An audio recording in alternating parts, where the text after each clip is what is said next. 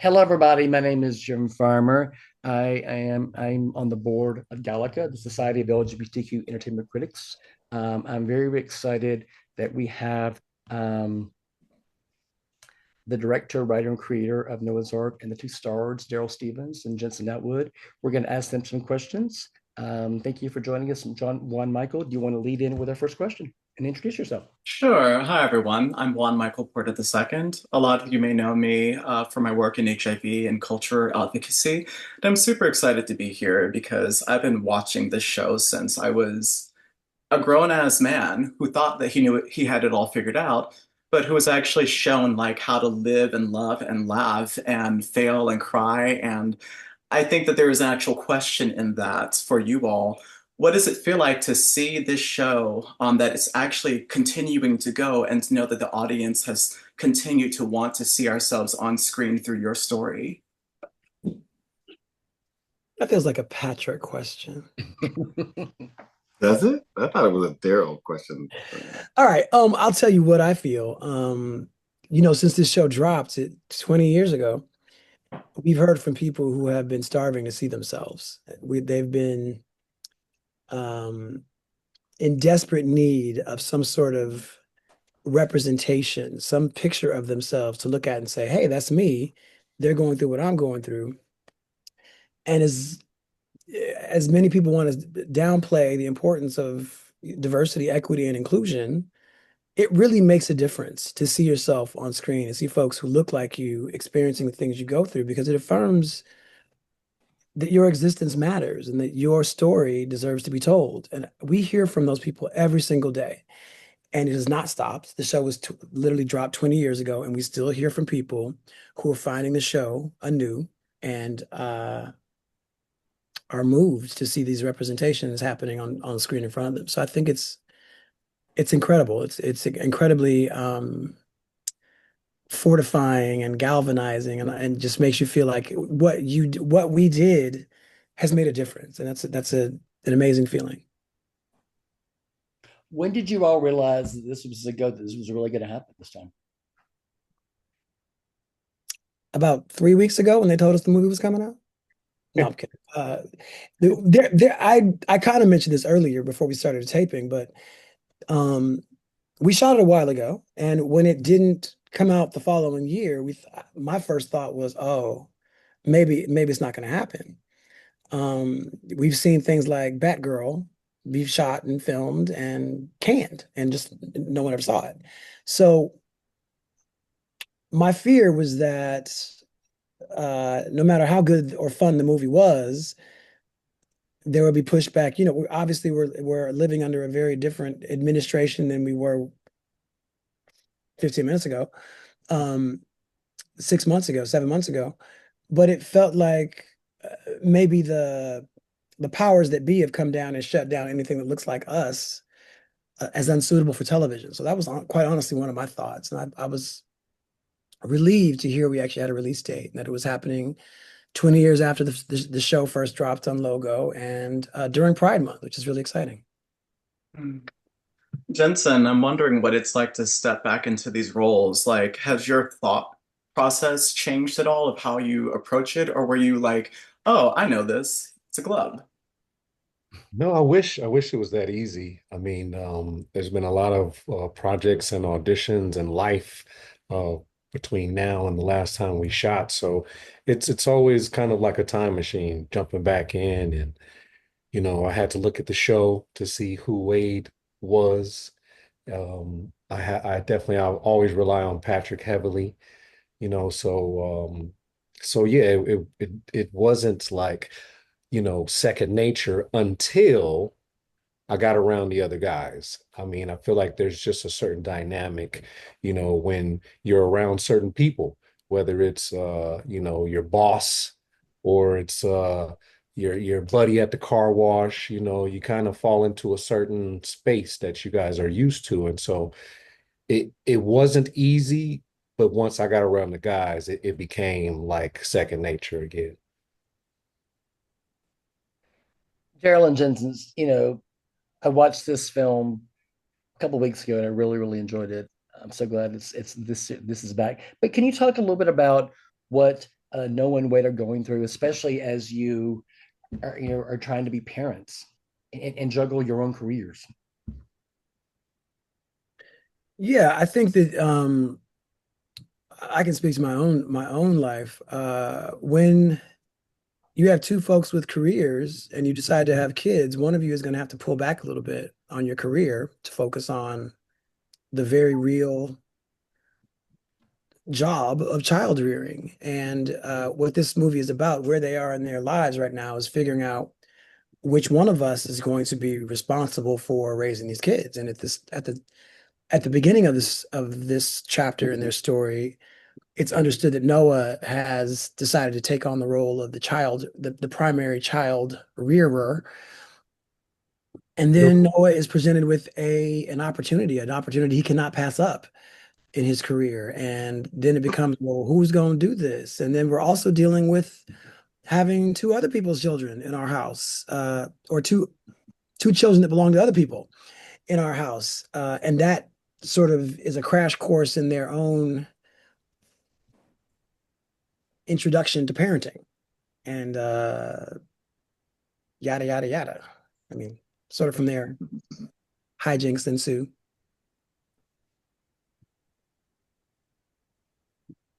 Do you have something to add? Jensen, looking at you like, what you gonna add on? I'm listening to Darryl, man. I'm enjoying Darryl. Jim, I'm glad you enjoyed the film. I am looking forward to the world seeing it. June 20th, this Friday. We're on the countdown, 3 days. Yeah, that's what I have to add. Patrick, was this something that you knew just had to happen, or was it like it kept coming up and slowly developing? Like in my mind, I can't imagine this not happening, and I wonder how certain you were that it was going to happen. I mean, I didn't know if it was ever gonna happen. We tried a couple of times. We developed some things in the past. There were attempts that didn't pan out. And we did a reunion special, 15-year during the coronavirus shutdown in 2020. That really was like a special episode that is on YouTube. And that special, when we premiered in July 2020, had over 500,000 views that first night. So I knew, we've always known that the appetite and the desire to see more of the show has never waned. And so really, we were just waiting. I was just waiting. And then when I got the call, I was, ready to go. Patrick, obviously, I don't want spoilers away for those who have not seen it, who will see it this weekend. Can you talk a little bit about some of the other characters and what they're going through as well? We're really, we're revisiting these characters 15 years later, and so it's really about showing where these people are in their lives at this moment. I don't think we've seen a lot of exploration of what it's like for Black gay men to be middle-aged, to be, sliding into middle age, raising kids, dealing with health issues, and dealing with grief and loss. And that's a lot of the things that people that I am my age range and my friends are dealing with. And it felt like the natural place to go for these characters in this season of their lives. And the thing that we have to remember is, we lost an entire generation of Black gay men and women and other that we didn't really get to see a lot of them, reach middle age. So this is almost like it's a new kind of thing for us to suddenly be here. And we didn't have a lot of examples of what that was. And so, we have an opportunity to shine some light on what it's like to be, a middle-aged Black gay. I'm gonna need you to stop saying middle-aged. Well, when you think about it, I know it feels weird to say, but it is middle age. No, Anything from I am far beyond middle age. you hit He 40 means and you hit seasoned. He means 40. seasoned. Yeah, Seasoned. seasons, sure. The next season. I mean, it's the reality is, and we this movie is really looking at that because stuff happens, and at any age, nothing's guaranteed. Whether you're 50 or 20, anything can happen. So it was really just about catching up with who these guys are now and where their lives are, and they're still the same people. So they're still gonna, go through some of the same stuff, and but even more than that, it was about, just celebrating this series, these characters, this family that so many people have grown to love over these 2 decades, and also just wanting to do something that's fun and light and enjoyable and that has some amazing performances and something we can enjoy, especially in this time, you know. Hmm. I think that joy is something that we often let go of while we get caught up in surviving. And I wonder what it's like for you all to know that you're a part of this legacy of teaching the world Black queer joy, especially for those who are coming up who didn't even realize that it was a possibility for them. And then for those who may have survived the AIDS crisis, being able to step back and be like, not only did we like make it, but we earned it. Yeah, I mean the when I created the show, part of my manifesto was I wanted the show, to be aspirational. It was about really kind of showing what was possible. I made the show that I would have loved to have seen when I was a teenager in Hattiesburg, Mississippi.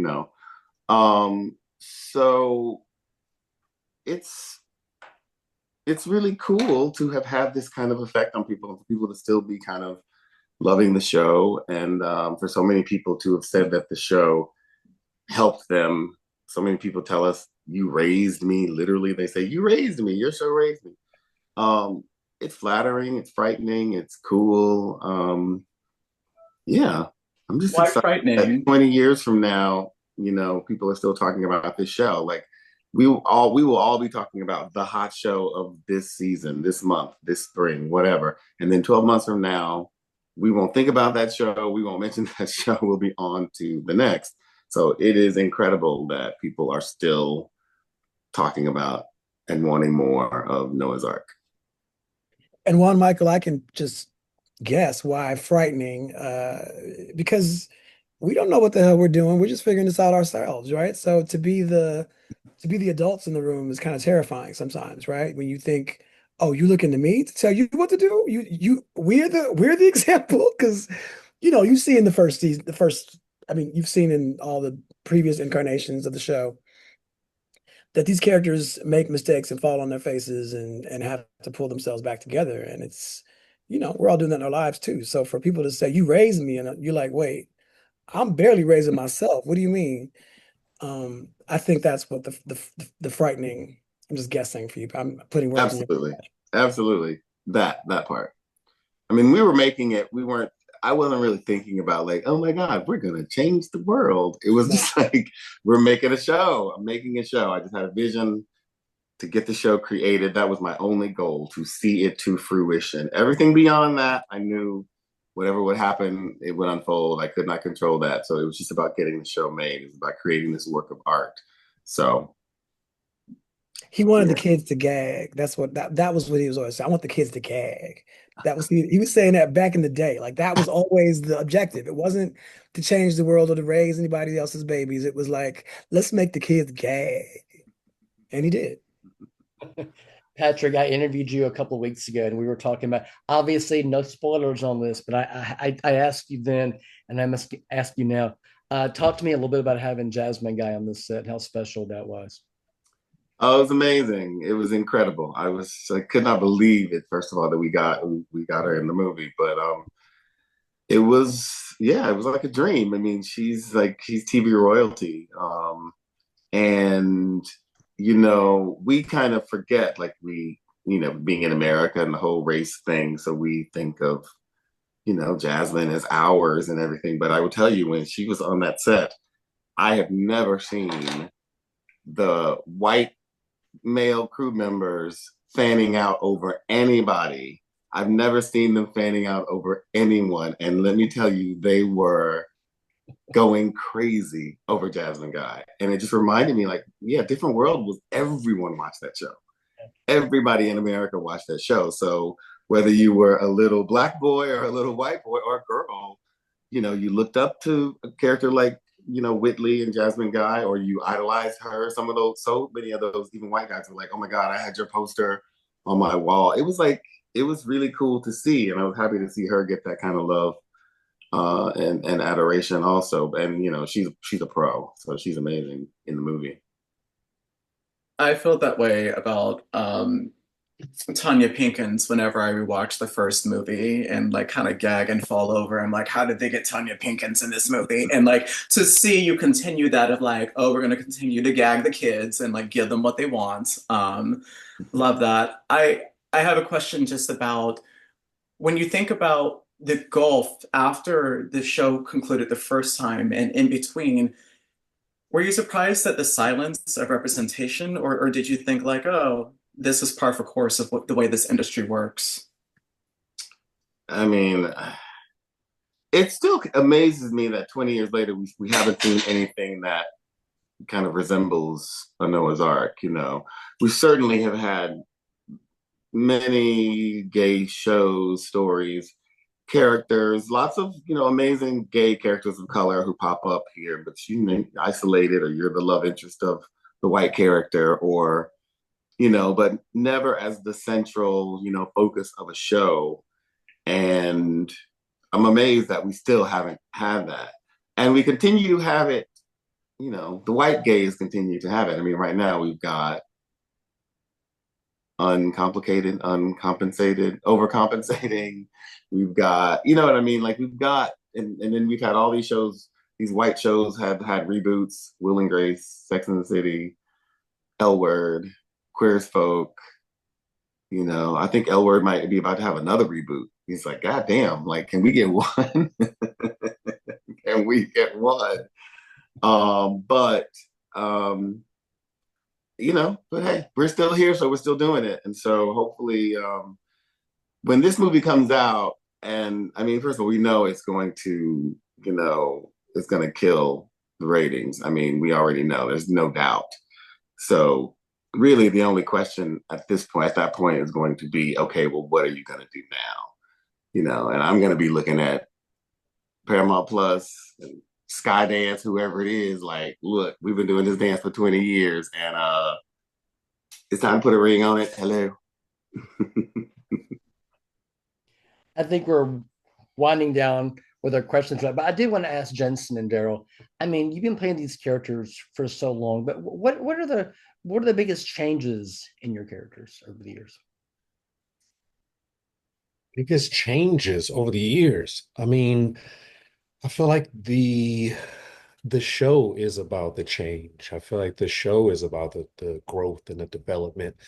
So I mean, the audience has been able to watch that change from the I don't they're not pilots, they were like short films, I guess, that we started with in Patrick's bedroom to now about to release a movie June 20th. It's Friday. In my mind, Noah was always the sort of the ingenue, the one who was always asking questions, always needed help from his friends.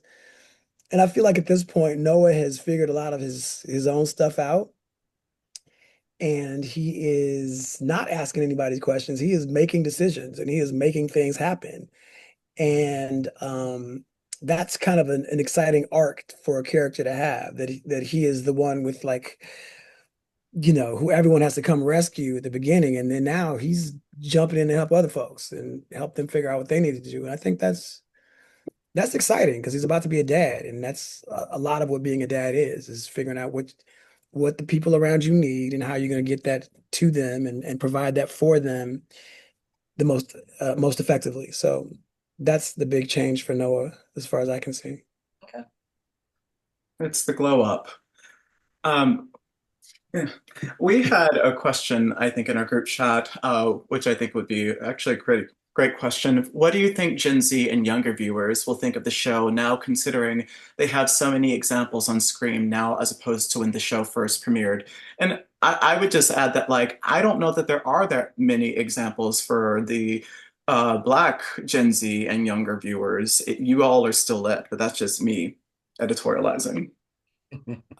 Yeah, I mean, I my goal with the movie was to make it enjoyable, and it's a love letter to the fans of the show, but also at the same time a movie that if you've never seen Noah's Ark, never heard of it, you could watch this movie and get into it. It can stand on its own. And then luckily the episodes and the other movie, Jumping the Broom, they're all on Paramount Plus, so you can then go back and enjoy, getting to know them all over again. So it I think it serves both purposes. I think you're right. There really isn't anything like it. I mean, even if you look at, I think if you look at the white shows that have been white gay shows, they're not doing exactly what we're doing. I mean, no one can do what we do, but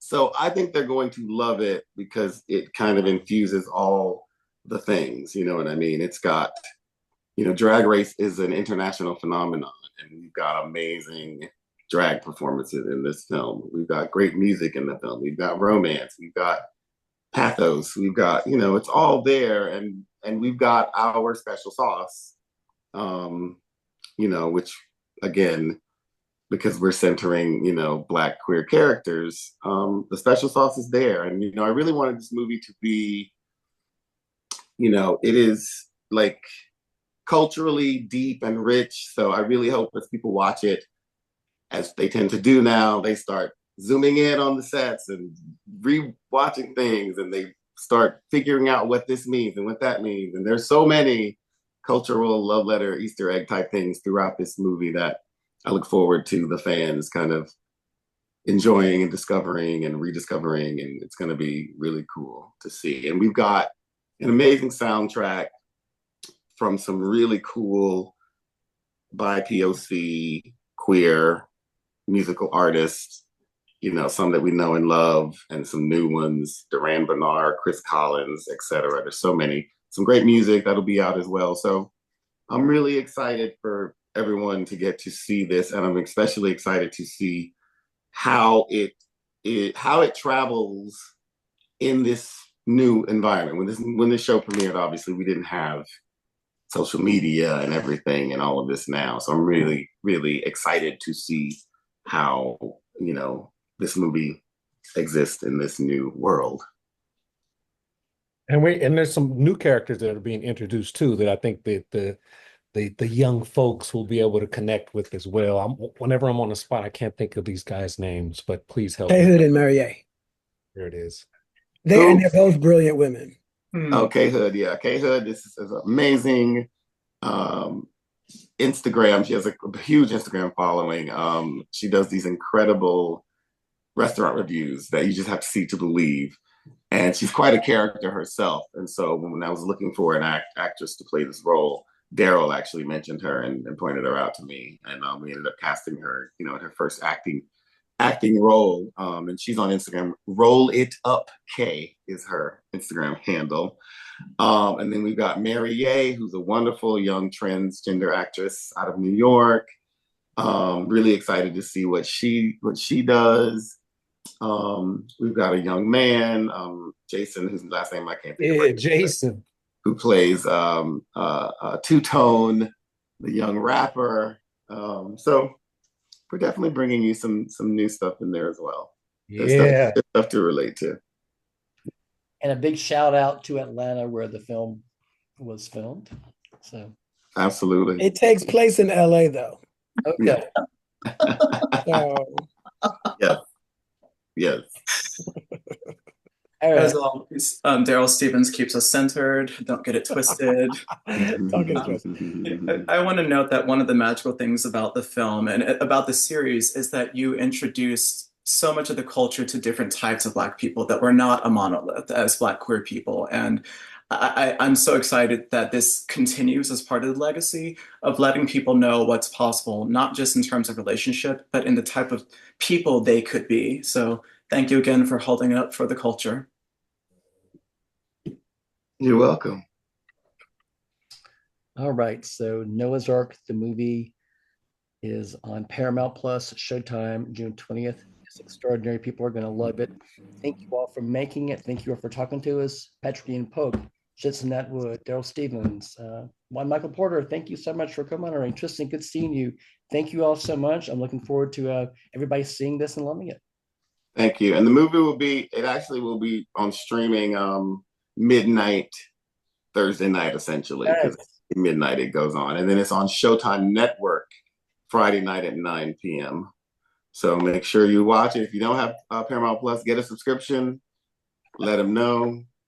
Watch it over and over. Watch the episodes. Yeah. Thank you for having us. Thank you so much. Thank you all so much. Friday, June 20th. Thanks. See you all on June 20th. Say it again, Jensen. Say it again. Friday, June 20th. Friday, June 20th. Run them numbers up. Run them numbers. Tell all your friends.